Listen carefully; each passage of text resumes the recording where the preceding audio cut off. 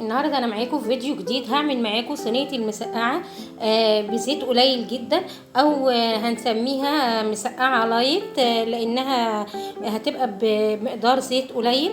انا جبت البتنجان بالشكل دوت، قشرته وقطعته وحطيته هنا في ميه وملح شويه، وبعد كده هبدا اخد بقى وحدات البتنجان كده واحطها هنا.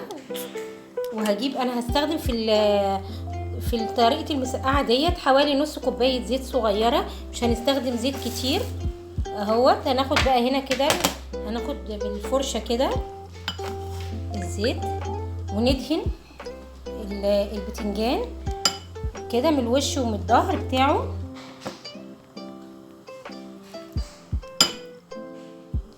البتنجان دوت انا حاطه له ملح في الميه بتاعته اللي نقعته فيها شويه. هعمل كل مقدار البتنجان كده بدهنة زيت شمال ويمين كده، وهجيب طاسة واحطها على النار واسخنها، وبعد كده هبدأ احمر فيها البتنجان بمقدار زيت قليل. هتبقى موفرة وفي نفس الوقت مفيدة للصحة، مفيهاش كمية زيت كتيرة. هنا في قطعه كده مش كويسه، انا هشيلها الاول من هنا. البتنجانه لما تكون موجوده كده بتشيليها، ولو البتنجان فيه بذر القطعه اللي فيها البذر بتستغني عنها، عشان البتنجان اللي بيبقى فيه بذر دوت ساعات بيبقى طعمه مر او طعمه مش حلو. او ممكن ترصي بقى كل البتنجان كده بالشكل دوت عشان توفري وقت عليكي برضو كده. انا عامله قطع البتنجان كبيره شويه، ما تكونش رفيعه قوي عشان لما بنيجي نسويها في الصلصه بقى، عشان احنا لسه هنعمل صينيه مسقعه ما تتهريش منك اهو. هنعمل كده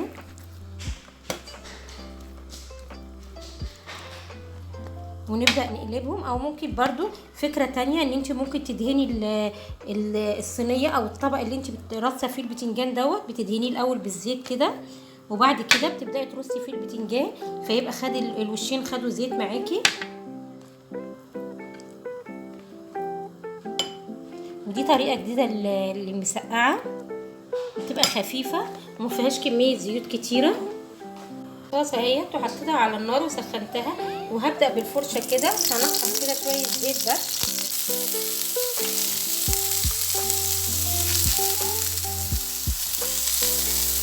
وما ياخد وش من تحت هبدا اقلبه على الوش التاني. او مش حابه تعمليها بالفرشه، بتجيبي كده قطعه البتنجان وتحطيها كده في الزيت وتنفضيها كده وترجعي ترصيها. انا برص البتنجان كله فوق بعضه اهو كده. دي طريقه تانية برضو لو مش حابه تعمليها بالفرشه.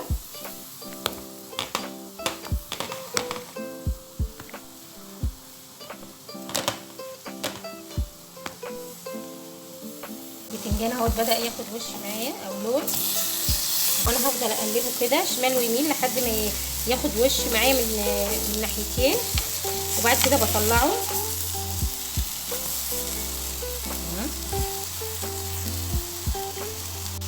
كده. خلاص البتنجان استوى معايا من وشين اهوت، شكله حلو ومستوي اهو. هنحطه هنا كده.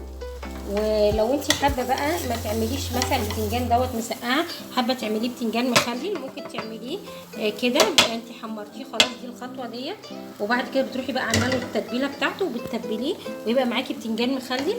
ادي شكل البتنجان اهوت. كل ما بتحطي رصه جديده من البتنجان بندي رشه كده في الصينيه بالشكل ده. وجبت حله وحطيت فيها توم ومعلقه زيت عشان نعمل التسبيكه بتاعت المسقعه اهي. معلقه توم مهروس ومعلقه زيت كبيره، واحمر فيها التومه ديت.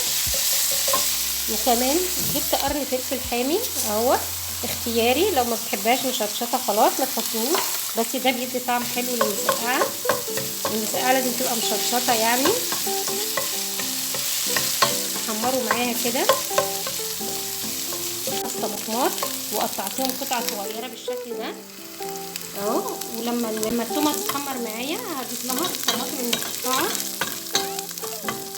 انا بعملها بالطريقه ديت، بتبقى خفيفه احسن من الطماطم اللي بتبقى مضروبه بضربها في الخلاط، بس انت لو حابه تعملي الخطوه بتاعت ان انت تضربي الطماطم في الخلاط تمام. حابه تعمليها بالطريقه دي بتبقى خفيفه قوي طعمها حلو. هبدا دلوقتي هضيف الطماطم،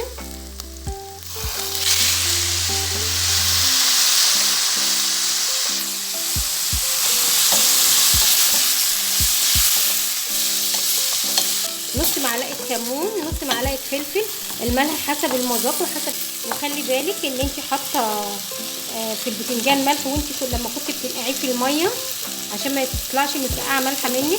فبعد ما بترصيها في الصينيه وتبدا تغلي بتبداي تدوقي الملح اللي انت عاملاه وبتظبطي بقى الملح.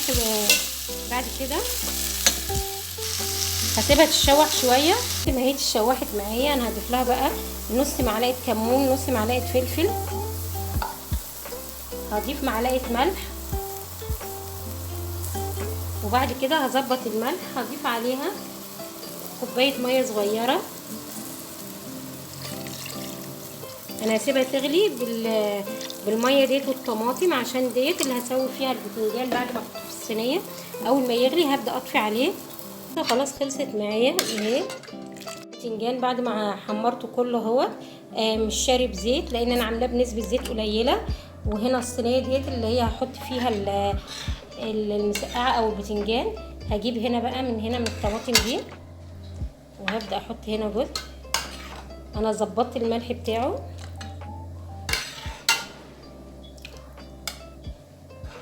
وهنبدا نرص طبقه من البتنجان كده.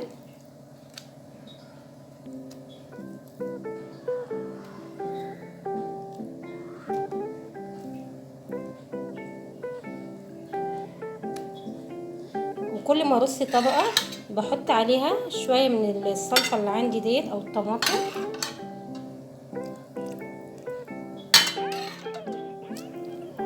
هرص الصينيه كلها وابقى اوريها لكم. ده شكل الصينيه بعد ما رصيتها كلها. وهبدا بقى اضيف عليها كده الطماطم اللي فاضله معايا على وشها.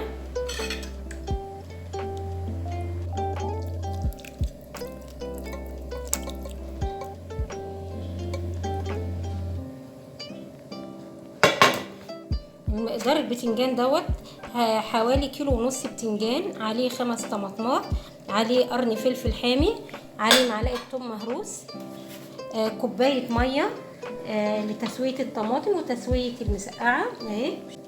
وده شكلها. وانا هحطها في الفرن على الرف الوسطاني على اعلى درجه في الفرن لحد ما تستوي معايا وتاخد لون. صينيه المسقعه اهي بعد ما طلعت من الفرن. بالهنا والشفا، واتمنى انتوا تجربوا صينيه المسقعه.